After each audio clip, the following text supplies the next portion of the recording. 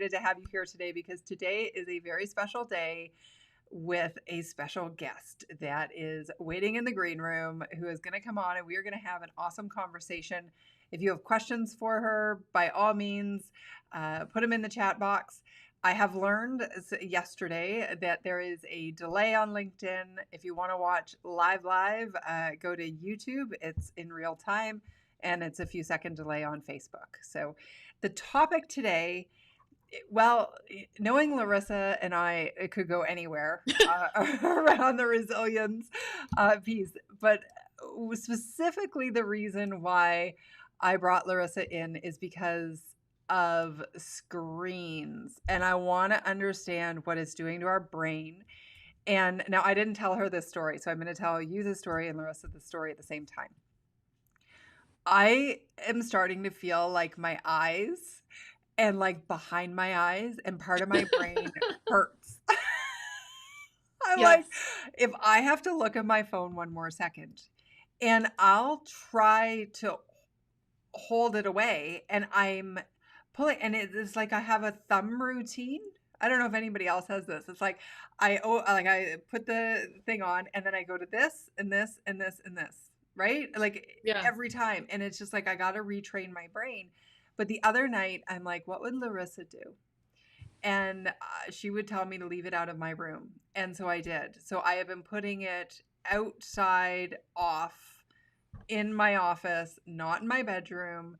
And then No. I'm like, let's talk about this. I mean, there's so many pieces. And I know for those of you who aren't familiar with Larissa's work, she is with iparentgen.com and she does corporate training on digital. You know what? Maybe it's better if I have you explain it and then we'll chat. So tell everybody what's going on. What are you doing? What's going on? Well, lots is going on. People are like, are there four of you?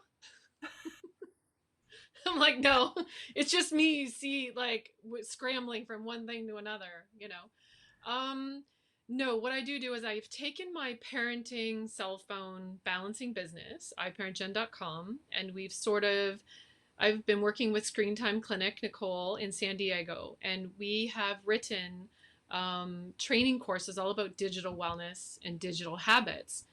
So everything that you think about technology and how it's draining you and how you feel on Zoom and how you feel after looking at your phone is basically kind of giving your brain an overload and a revving up of your nervous system all day. So you can't calm down. So we go in and provide tips to people, talks to people on how we can change little things at home and how we can actually change our phones to make us happier instead of more drained.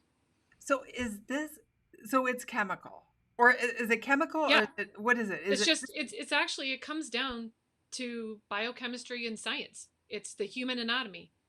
The best person you can probably have on here would be we've had talks with neurosurgeons and neuropsychiatrists, which is they're fascinating. Well, I find it fascinating to speak to them I find it because, fascinating too.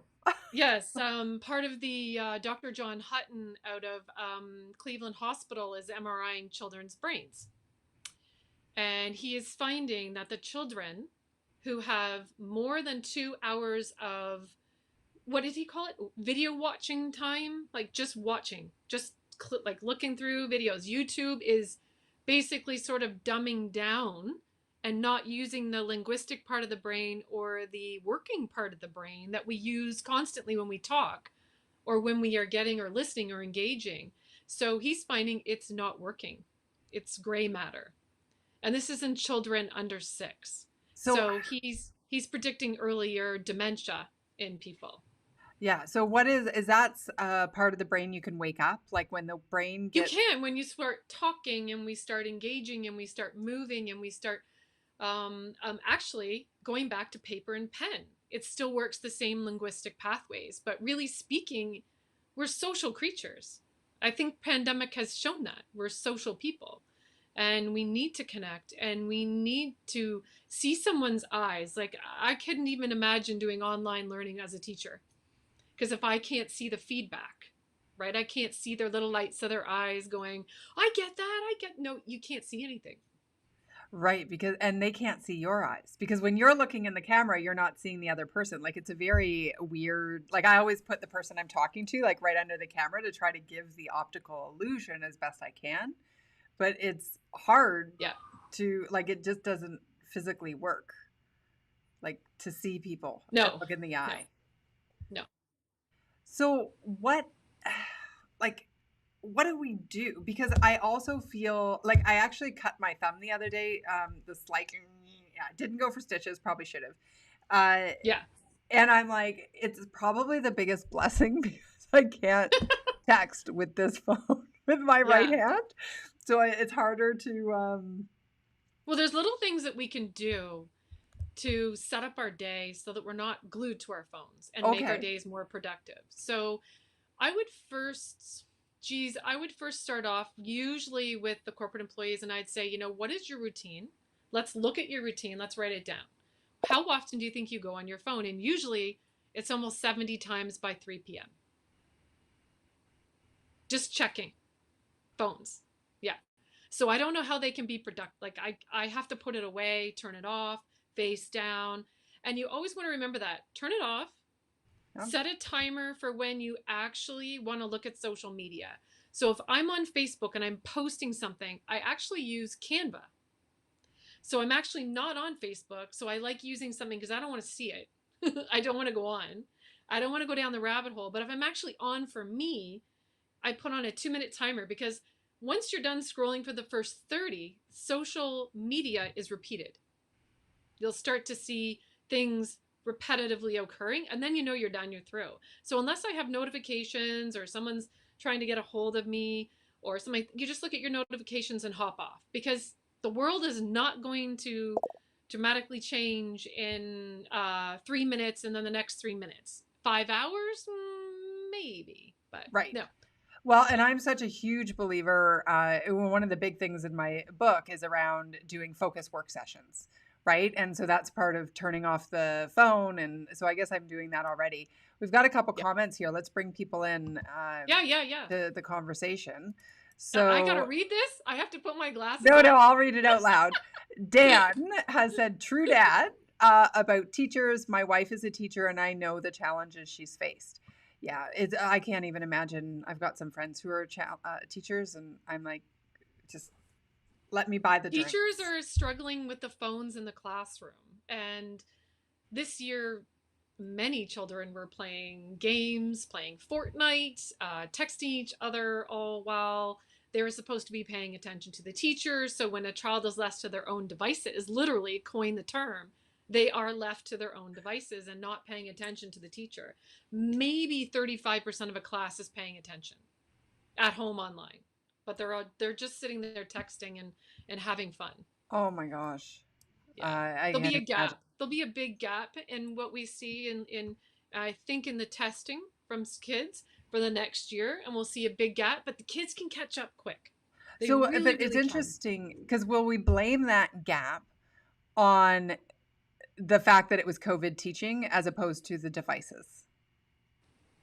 I think teachers are well aware of where the gap is because if you Okay. were absent or whether it was online, online now at the end of the pandemic, we can safely say in conclusion, is not effective for comprehension teaching or for even retention, Right. right? Yeah. Yeah. Okay. So Doug has a question here. So let's go here. Read that to me or I have to How much how much screen time is too much for kids? When the school district gave my son a laptop to take 4 hours of virtual kindergarten, something didn't seem right. You know what? I love this question, but here's what's coming to my mind. Go ahead. That we know the brain is impacted in development, adults and kids, on screens, but then we're putting our kids into virtual, just what he's saying, into more screens. So it may not be the little tablet screens. It might actually be a laptop screen, but it's got to have the same impact. It's all of them. Okay. So it's what all of is them. It the doesn't right matter amount what of time? screen.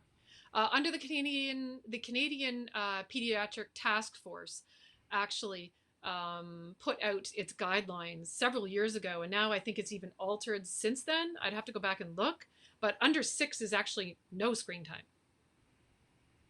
Okay, let's just put that in British pediatric, American pediatric, slightly vary, but under 18, we're still only allowed 1 hour of screen time a day. That is not happening. It's more like 8 on top of school. Wow. Yeah. I don't know a So, kid who yeah. doesn't have more than an hour at any Yeah. age. Like, Yeah, it's definitely going to do damage, and it's going to do irreparable damage unless the habits at home are altered to accommodate it. And these new Gab phones are for young kids. That's one alternative to a phone. It's still a phone, but it doesn't have a browser and it doesn't have access to the Wi-Fi. It's just a texting system. I strongly recommend that because once kids get a phone, they're down the rabbit hole, and it's very hard to get them back. They're just obsessed with these new YouTubers and these influencers, and they just sit there and watch and watch and watch. And eventually they will log on to more mature content. And eventually now we have the most, I think, what did she say? I had a sex education therapist on my podcast, and she was saying that the highest amount of pornography addiction is now in teens. Teens. So we need to do something because we are giving children all these devices but no tools emotionally to cope with them. so what about adults? Like, Oh, wow. how do They're not we far off from the same issues, actually. disconnect? Okay, here, Greg's got a new call here. Go ahead. Okay, I need my glasses fixed. All right. I think as society, we have to be better with our tolerance. Expectations of smartphones, as an example. Originally, these were for our convenience, and yet now people try to reach you and start to panic if you don't respond immediately. Oh my gosh, Greg, I have a story about this. I'm going to keep going. We have a Yep. bloated sense of urgency, in my opinion. Yes. Turning off notifications is so powerful, but hard to do by design. So many pieces to unpack there. I'd love to take this one. You go for it. Okay, where do you want to start? Okay, I think it's Greg. Hi, Greg. I just want to say, first of all, I agree with you that we are making ourselves too accessible. And when we make ourselves too accessible, we are also shutting out loved ones in our lives. So when we are at home with our loved ones, whatever mix that may be, roommates, whatever, we are not bonding and connecting, and we're feeling more isolated and depressed. The highest amount of depression we've ever seen in adults, 1 in 5 is actually medicated. That's extremely high. Now, if I could, I would strongly suggest the trainability of our own phones. So my friends know I'm not going to text them back right away, but I've also informed them I may not get back to you right away because I turn off my phone a lot, right? I may not get back to you, or sometimes I'll put a little notice on the phone.